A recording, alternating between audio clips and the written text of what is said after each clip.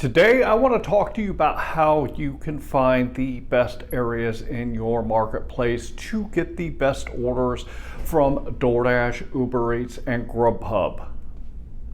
My name is John McFall, and I want to welcome you to the McFallRI channel, where I teach you how to make money, and I also teach you how to manage the money that you make. In today's video, I kind of want to break down for you how you actually go into a marketplace. Some of you might be new, or some of you might not really know where to go to get the best orders. So I kind of want to break down for you today how you can actually determine where you should be going in your marketplace to find the best orders.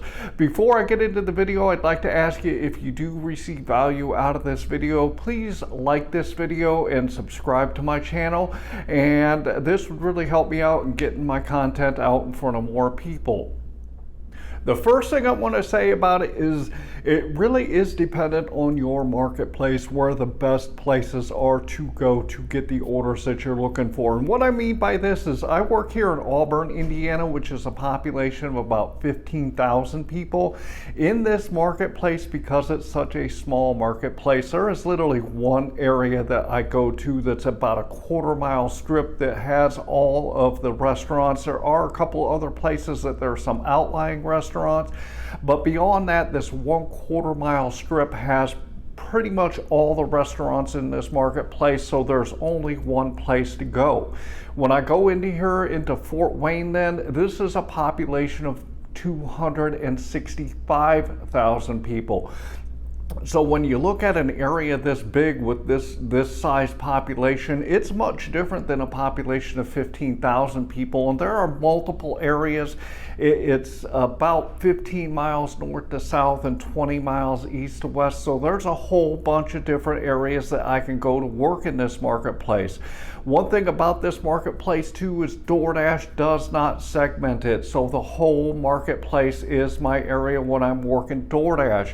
Other areas, they segment out different areas of a marketplace because there's enough orders coming in each of those areas to keep drivers busy, so that's why they segment them. So whether you're in a marketplace that does or does not segment the marketplaces, when you are looking at your marketplaces overall, you've got to find the best areas to go to get those orders that you're looking to get.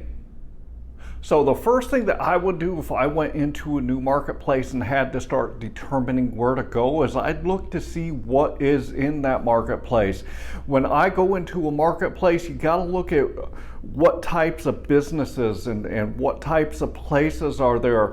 In Fort Wayne, the biggest thing that we have here is on the north side of town, there's a huge hospital. Because there's a huge hospital, there's a lot of affluent type neighborhoods on the north side of town. On the south end of town, there's another huge hospital. So there's a lot of affluent neighborhoods down in that area. If you look at the north of downtown, there's a large mall, and there is a ton of restaurants around that mall and a lot of middle class. When you go downtown, there's a lot of apartment complexes, and there's a lot of people that live around downtown because there's a lot of work that they go to in that downtown area, and there's also a lot of restaurants downtown.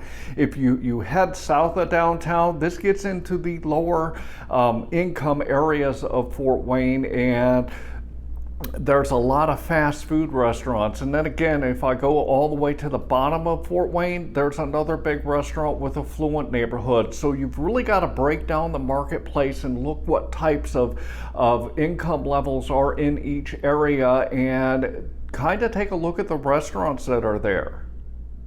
In the higher and more affluent areas of my marketplace, there is a lot of mid-level and high-level restaurants. If you find places that have mid-level and high-level restaurants, one good thing about working these types of areas is you're typically going to get better tips from the customers. Obviously, there are some fast food places in these areas too, but if you look at the mid-level and the upper-level restaurants in the area and you try to find a cluster of those types of restaurants, you're typically going to get higher tips because this is what the immediate customers are expecting to do from these types of restaurants. So always look for the mid-level and the upper-level restaurants if you're looking for areas that are going to provide you the better tips. The fast food restaurants, one great thing about fast food is the word fast that is in them. You can get orders really quick, and a lot of times you can get decent paying orders that are going to be something that you can go pick up quickly, and also a lot of times the delivery for fast food restaurants are going to be short. So make sure that you take a look at the types of restaurants that are in each of your areas in your marketplace to see what they can provide you. You can get really good high tip orders from the mid-level to upper level, and you can get the quick, easy, short runs out of the fast food places. So if you can find a mix of all these different things in one area, this might be a good area for you to start targeting. What I would do personally if I were going into a new marketplace and I was looking at the marketplace to start working it, I would take each of the individual apps as a multi-apper. I'd take a look at DoorDash, I'd take a look at Uber Eats, and I'd take a look at GrubHub. I would go around that marketplace to the different areas that I discussed here a moment ago, and I would see what areas are giving me orders on each of the different platforms on a consistent basis. And then what you can do is, once you find where you can get orders on all of the apps on a consistent basis, this is what I refer to as a sweet spot. And this is an area that you can go into and typically get good order requests from all three of the apps. And what this means is you can drive into that area with all three of the apps on, and they will start sending you orders, and you can take a look at the orders that they're sending you and pick in the best one for you. It's all about the dollars to time, the dollars to mile, and the average per order, and where that order is dropping you off. And if you take the time to analyze your marketplace and find the best areas in your marketplace to get orders on all the apps, and you're more likely to make better money while you're out there.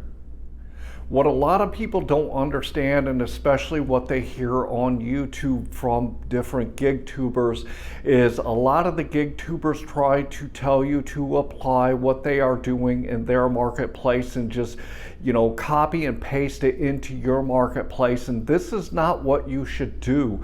Each marketplace, although there are some commonalities when it comes to food delivery and similarities in the way that the food delivery platforms work, each marketplace works independently, and each marketplace is different. So you've got to really break down what your marketplace can produce for you so you can get the best orders coming in on your phone to make the most money when you're out there. So I hope that I taught you a lot today, and I hope that you got a lot out of it.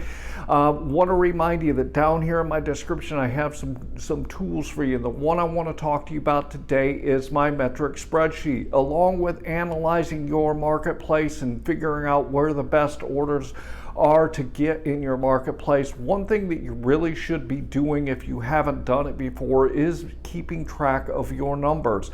This will tell you where you are with your dollars to time, your dollars to mile, and your average per order, and you can take this information to help you improve. I'm going to throw it up here on the screen real quick so you guys can take a quick look at it. If you look at the left-hand side, you'll see I always put my start time and my end time. This gives me the total time that I've worked. I've also put in the miles. If you head to the right, then you'll see for each individual app, I put the dollars that I've made, the time that I worked, along with the number of deliveries.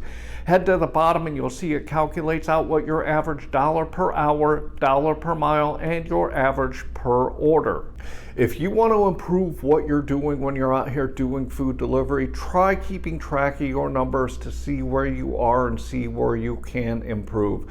There's a free download here in my description, so grab it for yourself. Finally, I'd like to ask you to like this video, to subscribe to my channel, and I hope that you are out there getting the money that you and your family deserve. And with that, I want to say thanks.